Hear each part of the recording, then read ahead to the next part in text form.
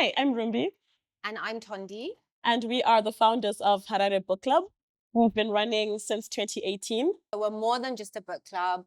We read books, we review books, we host book-themed events, which include live music, highlighting Zimbabwean arts and culture.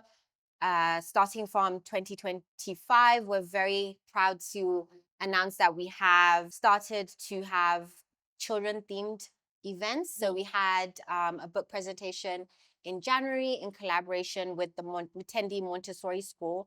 And we're very excited to get children and just Zimbabweans of all different ages interested and passionate about books. Yeah, and our main focus is Zimbabwean literature, as well as literature from the region. And we thought we would tell you a bit about the Zimbabwean authors we've been reading and we've been meeting and talking with, what they're up to, what we think is interesting, and what we think you should be reading too. Yeah, definitely. We'll start with our own because we have some book club, long-term book club members who've come in and out who are authors. So Tanaka Chido wrote a book of poetry called Because Sadness is Beautiful. We quote it often.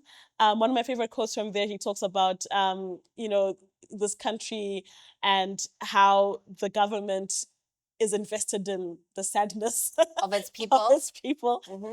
Pick up that book. It's really great. And poetry too, which is one of the genres that are not really highlighted that much, especially in terms of literature coming from the continent. Absolutely. Yeah. We have Fatima Kara, who's also a long-time member of ours. She wrote The Train House on Lobengula Street, which is focused on Bulawayo. Everyone who's read it from Bulawayo says it feels so nostalgic. Yeah. And it's like walking through Bulawayo. So pick up Fatima's book as well. We have signed copies if you want to buy it. Yes, and Fatima's book is interesting because it is a book about the Indian Zimbabwean experience and how families and people from India immigrated into our country and their experiences of the color bar.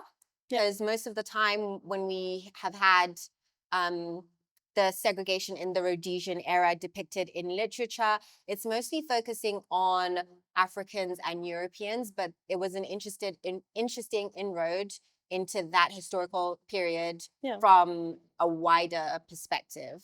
Yeah. For sure. We also have Farai Mudzingwa, a member of ours this year as well. He's written the Kiya Republic little book. It's so hilarious. It's like a parody on how to survive Zim.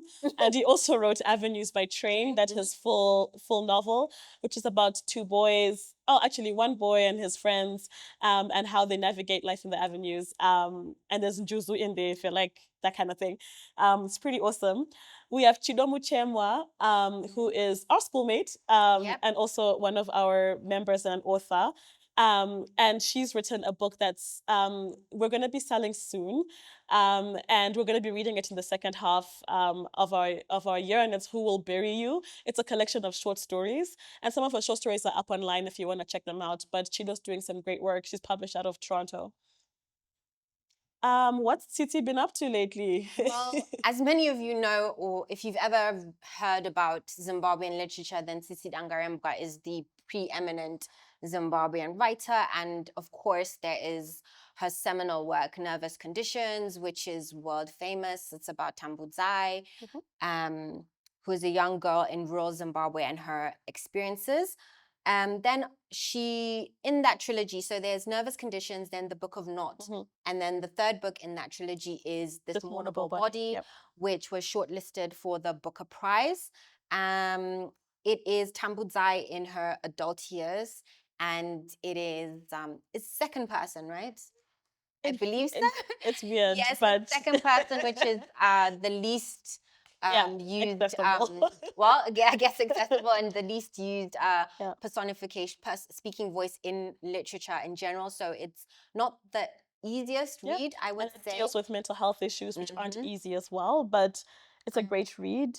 My personal, the one that I really enjoyed was the one her latest released, which is Black and Female. It's a collection, short collection of essays about the experience of being Black and female in the Zimbabwean perspective.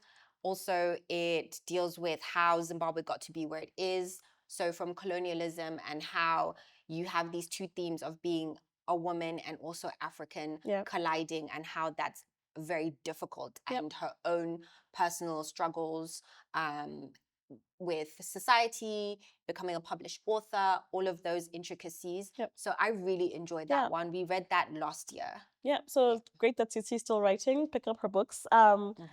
Siphiwe, Gloria, and Ndlovu is one of our favorite authors at HBC. She's got a trilogy, which is The Theory of Flight, The History of Man, The Quality of Mercy. And then she's got The Creation of Half-Broken People, which is her fourth book. We read it earlier this year. She has built a world based in a fictional country that is Zimbabwe, and the City of Kings, which is Bulawayo. It's historical fiction. She plays around with stuff she reads in the archives. She creates characters out of history. It's cinematic. It's magical. It's you have to read Siphiwe. She's doing some really interesting stuff. Novuyo, Rosa, she wrote House of Stone, which is an HBC favorite. Yes, with one of the most rated books. And one of the craziest characters you'll ever meet, Zamani, who is the most unreliable narrator out there. And it's dealing with the Gukurahundi crisis. So it's also a very important piece in that regard. She also wrote Digging Stars last year, which is so interesting because it talks about astrology from an African Zimbabwean developed perspective. What would it be like if we sent somebody up into space? Yes. And geometry and Bantu mathematics, Bantu astronomy, Bantu science, which is it's called the Isimela, etc., which is the first time. I don't think anyone has gone, in terms of literature, has gone into as much depth as it's very brave. It's very brave. It was definitely a fresh theme. Worth the read for sure. Tendai Huchu, who you may know from The Hairdresser of Harare, has gone super into fantasy. So he's got his young adult fantasy. So he's got his Library of the Dead. Is it a trilogy? I think there are 4 books. There's 4 books. And you have with Ropa a protagonist who is like a young girl who's a ghostbuster who uses her mbira in her ghost busting, and it's set in Edinburgh and castles and stuff. It's something out of this world. Is it children appropriate? I think it's children appropriate. So if your kids are looking to get into African and Zimbabwean reading, pick up Tendai Huchu's series. Drinking from Graveyard Yells, not for children, but still a great fantasy. Still in the fantasy realm. Yeah, she's awesome, and we met with her. And she deals with issues of spiritualism. You have somebody dying and attending their own funeral, floating above the spirit. It's just you've got Amakorokoza in there. So diamonds, spirituality, but also society. So there's a lot about sex, relationships, abuse, money. And these are all topical issues that Zimbabweans are dealing with. And I like Drinking from Graveyard Wells because it is a short story collection. So if you're someone who hasn't read in a while and wants to get back into reading, short stories are a really good, accessible way to do that.